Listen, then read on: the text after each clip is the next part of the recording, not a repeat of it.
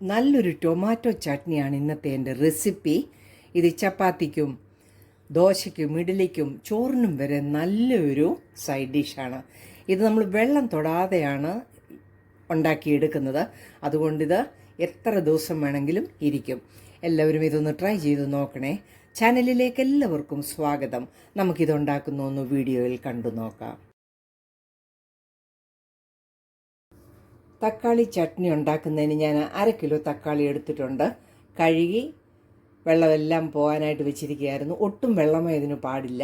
ഇത് നമുക്ക് ചെറിയ കഷ്ണങ്ങളായിട്ടൊന്ന് അരിഞ്ഞെടുക്കാം. ചെറിയ കഷ്ണങ്ങൾ എന്ന് പറഞ്ഞാൽ ഞാൻ ഇതിൻ്റെ മുഴുവശമൊക്കെ വൃത്തിയായിട്ട് കളഞ്ഞ് ഈ പരുവത്തിലാണ് എടുത്തിരിക്കുന്നത്. നമുക്കിതൊരു പ്രഷർ കുക്കറിലേക്ക് ഇട്ട് കൊടുക്കാം. വെള്ളമയം കാണരുതെന്ന് പറഞ്ഞത് ഇതൊരു പിക്കിളായിട്ടും നമുക്ക് യൂസ് ചെയ്തൊക്കെ ഒത്തിരി ദിവസങ്ങൾ ഇരിക്കുന്ന ഒരു ചട്നിയോ പിക്കിളോ എന്നൊക്കെ നമുക്ക് പറയാം. ഈ പ്രഷർ കുക്കറിലേക്ക് ഇട്ട് കൊടുക്കാം. പ്രഷർ കുക്കറൊക്കെ നല്ല തുടച്ച് ഡ്രൈ ആയതായിരിക്കണം. ഇതിലേക്ക് ഞാൻ ഒരു ചുള വെളുത്തുള്ളി ഇട്ട് കൊടുക്കുകയാണ്. ഒരു പുളിക്ക് വേണ്ടി നല്ല സോഫ്റ്റ് ആയിട്ടുള്ള വാളംപുളി ഇട്ട് കൊടുക്കുകയാണ്.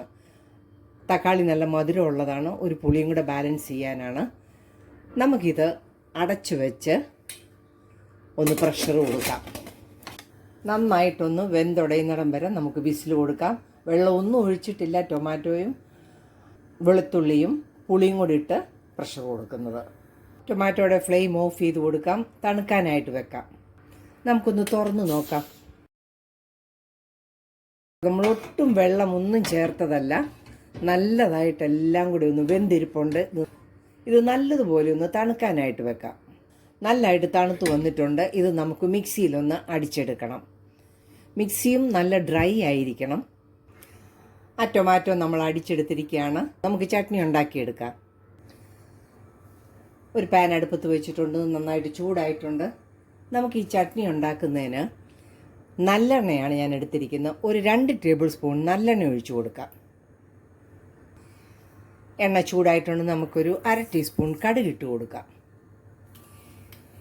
വെജിറ്റബിൾ ഓയിലും നമുക്കിത് ഉണ്ടാക്കിയെടുക്കാം. പക്ഷേ ഇതൊരു പിക്കിള് പോലെയും കൂടെയാണ്. ഇത് നല്ലെണ്ണയിലാകുമ്പം ഒത്തിരി രുചിയായിരിക്കും.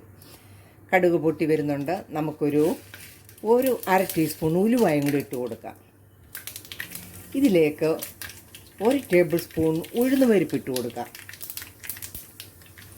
ഒരു 3/4 ടേബിൾ സ്പൂൺ കടലപ്പരിപ്പും കൂടി ഇട്ട് കൊടുക്കാം. എല്ലാം നന്നായിട്ട് മൂത്ത് വന്നിട്ടുണ്ട്. ഇതിലേക്ക് കുറച്ച് കറിവേപ്പില ഇട്ട് കൊടുക്കാം. ഒരു 8 അല്ലി വെളുത്തുള്ളി ചതച്ചതും കൂടി ഇട്ട് കൊടുക്കാം. ഒന്ന് വഴറ്റിയെടുക്കാം. ഇത് ദോശയ്ക്കും ഇഡലിക്കും ചപ്പാത്തിക്കും ഒക്കെ നല്ലൊരു സൂപ്പർ ചട്നിയാണ്. ഇത് ഒരു 3-4 മാസം നമ്മൾ വെള്ളമൊന്നും തൊടാതെ വെച്ചിരുന്നാൽ കേടുകൂടാതെ ഇരിക്കുകയും ചെയ്യും.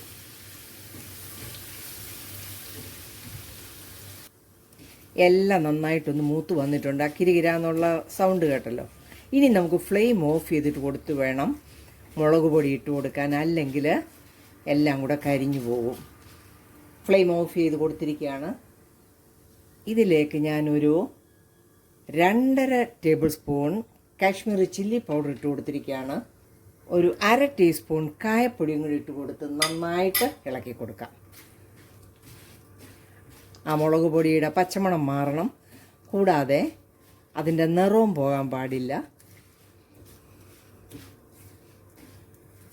മുളക് പൊടിയുടെ ആ കുത്തലും എല്ലാം മാറി. ഇനി നമുക്കിതിലേക്ക് ആവശ്യത്തിനുള്ള ഉപ്പിട്ട് കൊടുക്കാം. നമ്മൾ ടൊമാറ്റോയിലൊന്നും ഉപ്പ് ചേർത്തിട്ടില്ല. നന്നായിട്ട് ഇളക്കി കൊടുക്കാം. ഫ്ലെയിം ഓണാക്കിയിട്ടുണ്ട്.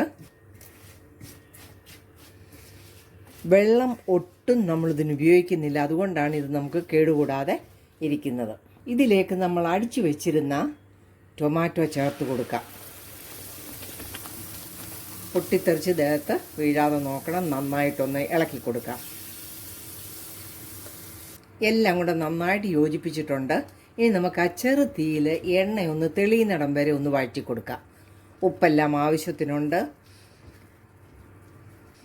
രാവിലെയൊക്കെ ബ്രേക്ക്ഫാസ്റ്റിന് ദോശയ്ക്കൊക്കെ ഇതൊരു നല്ല സൈഡ് ഡിഷാണ്.